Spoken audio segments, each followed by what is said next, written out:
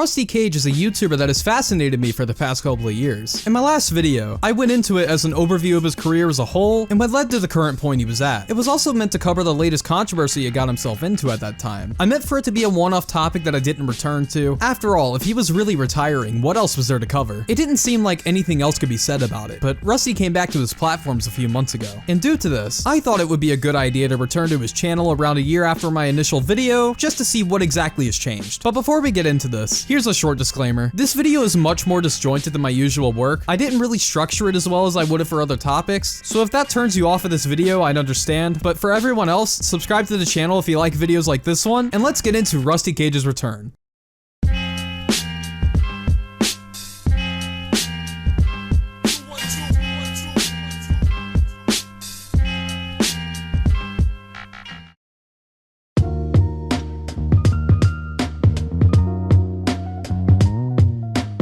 Before I get into what Rusty has been up to in recent times, I want to briefly recap what got us to this point in the first place, which is his Guillotine series. I'm not going to go into his channel history like I did in my last video, but I do think that this is some important context for people who haven't seen a series or my first video to know what's going on. Rusty's Guillotine series started in July of 2022 and lasted for a little less than 2 years. In each part, he would get closer and closer to finishing a guillotine he was building, calling it eliminate stands in his videos. And each one was packed with some sort of social commentary. The most notable videos in the series are the last 3 videos, mainly because these cover things like Rusty's YouTube career, conspiracy theories, and government control. But what's most important to note for this video is his after-party live stream for the final video. The finale went into some pretty dark topics, and that seemed to carry over to the live stream as well. Near the end of Rusty's stream, he turned the camera away from the guillotine, which was right behind him, with him claiming he was gonna cut a watermelon. You could then hear the blade being used with no other activity for the rest of the stream, which lasted for about 30 minutes after this happened. This led people to believe that either Rusty used the guillotine on himself or faked his own death. And due to this, commentary channels would start to cover the topic, with the most notable being Pirate Cynical and August the Duck. That's pretty much the whole story summarized. If you want to know about it in more detail, just go watch Rusty's series. There's no commentary video that effectively covers everything in depth. It's better if you just look into it. So with that context out of the way, I want to address some things from my original video that aged poorly as time passed. The entire thesis of my video was that Rusty used this series to have a creative end to his career, specifically with his after-party livestream for the final episode. This was a cool theory at the time. Rusty hadn't really been active all that much other than uploading some of the songs from his series, and he also insinuated that he was done with YouTube on Twitter, so it wasn't some leap in logic to think that he was quitting. I still stand by the fact that if he truly did decide to stop making content after the stream, it would have been the most interesting way to go out, but I'm not gonna beat around the bush here. I was completely wrong. Rusty did not plan on quitting and was purely trying to give his series some sort of artistic ending. In July of 2024, about 2 months after my first video came out, Rusty would upload a compilation of every guillotine video, along with an announcement of merch he was selling, and 1 month later, he would make a video letting his audience know that the merch would be delayed, but the video would have some sort of twist to it. I believe the whole narrative of this video was that Rusty was brought back with AI by the fictional company Cage Tech, which is a pretty cool angle to go with, but neither this or the compilation were really him making a proper comeback. It wouldn't be until late December that he would finally make a proper return. He made a video titled Resurrection of Rusty Cage, which basically acts as a sequel video to his live stream, as it explains what exactly happened after he used the guillotine. There's a lot to unpack here, but to explain it quickly, Rusty's character was resurrected due to unpaid debts to several corporate entities. The video also serves as an advertisement for a new YouTube channel he made called The Rusty Cage Show. New videos would show up here, along with the live show that he started with the YouTuber Implement. I want to dissect some of the uploads from the new channel, as I think they're pretty interesting, but first, I want to address one more thing about his return video. In the beginning of it, he plays a compilation of drama creators who covered a situation, and to my surprise, I was also one of those people he included. He played several clips from my original video, and honestly, I was pretty happy when I saw that. Rusty is one of my favorite YouTubers. I still binge his videos every now and then, and the amount of work he puts into each project easily surpasses people that are way more popular than him. So seeing someone who's been such a huge inspiration to me pretty much since I started YouTube acknowledge something I made was pretty surreal. There's one thing that I like to address though. One of the clips of my video that was pulled was taken out of context. In my video, I made a point about artistic expression and how I didn't really care how far Rusty had gone with his live stream, but he clipped it right before I was able to finish my point. Here's the clip as it was presented in Rusty's video. Did Rusty take things too far by doing this? And to that I say, probably.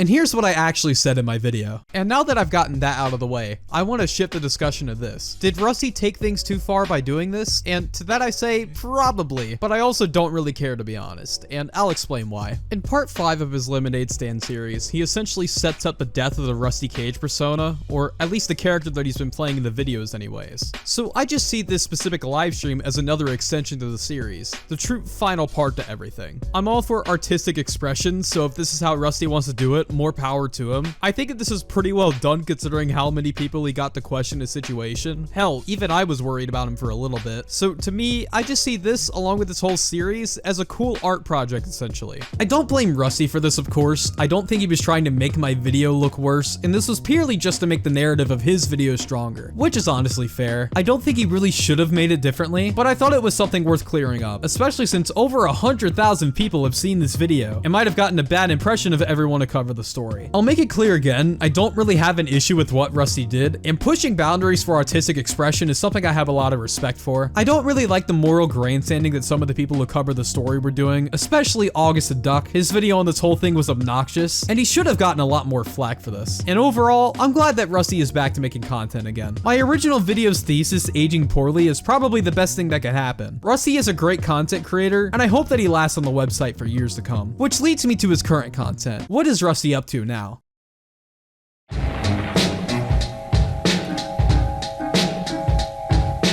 Let's talk about Rusty's new channel, The Rusty Cage Show, for a second here. The first thing I want to mention is the live show that he started. On the surface, it seems pretty typical. It features DeadMemeFrog, which isn't a surprise at all. They've both had shows with each other in the past, with the most notable being State of the YouTube, but this one seems to have a bit of a twist to it. On the first episode of the show, the first 12 minutes of it or so is spent with a technical issues joke. Essentially, the narrative here is that the Rusty we're seeing in the show was an AI robot or something of the sort, and when the show was supposed to go on, it started to malfunction. So DeadMemeFrog spends a good bit of time trying to troubleshoot things so they can continue. The way I described it here makes it sound boring as all hell, but trust me, it was entertaining. The rest of the show seems like a typical podcast from what I've watched. I haven't looked at all of it and mainly looked at bits and pieces so I could get an idea of what it's about, so I could be wrong here, but that's what it looks like. Although the topics are admittedly pretty interesting. I gotta give a hand to Rusty though. This was certainly a unique way to go about introducing a live show, and it hooked me when I was watching the VOD for this video. It wasn't enough to get me to watch every single episode though. No offense to Rusty, but this format is just not the type of thing that I like to watch. I don't have any real critiques to give out. Seems like he's doing a fine job as it is, but I don't really watch podcasts in my spare time, and if I ever do end up putting them on, they're used for background noise while I'm doing something else. If I'm actively watching YouTube content and giving it my full attention, I'd rather watch something with a bit more effort put into it. But hey, his fan base seems to enjoy what he's doing, and it definitely isn't bad content, so I'd be fine with this becoming his main thing. Thankfully for me though, Rusty has started to put out edited videos on the Rusty Cage Show as well. His first video was, should you jump out of an airplane? Where he ended up, well, jumping out of an airplane. I really didn't need to explain that, did I? He discussed in the video how he didn't like flying in general, due to a fear he had, mainly because there could be some sort of plane malfunction, and most importantly, how he was afraid of skydiving. DeadMemeFrog gave a presentation to Rusty where he explained that the chance of dying in an accident was 1 in 357,000, but it didn't improve his mood at all. The video is essentially just him challenging himself and trying to get over this fear, which was pretty cool. If this was just some average YouTube vlog about him going skydiving, I would not have given it the time of day. That would be straight up boring to me. But he structured his video like he was telling a story, with a bunch of added context about skydiving as an activity, so that was pretty cool. The next video he would release was the first in a series called Cage News. This essentially served as a response to some frequent comments he was getting. There's nothing to note here, other than that it's a decent enough video. It reminds me of something from his Rusty Response series, but with a lot more production value, and I don't have much to say about it, so I'm gonna move on from here. Rusty's new project seems like it's gonna go somewhere. At the time of me writing this video, it has around 20,000 subs, but I would not be surprised if this hits 100K around a year or two from now, but maybe that's me being too optimistic. I still think there's a market for this type of content that Rusty makes though, especially since when he was still uploading on his main channel, he would get around 200 to 300,000 views an upload, even without being promoted by YouTube. People clearly still like him. I just think that this will take time, but that's about it for this section. Moving on.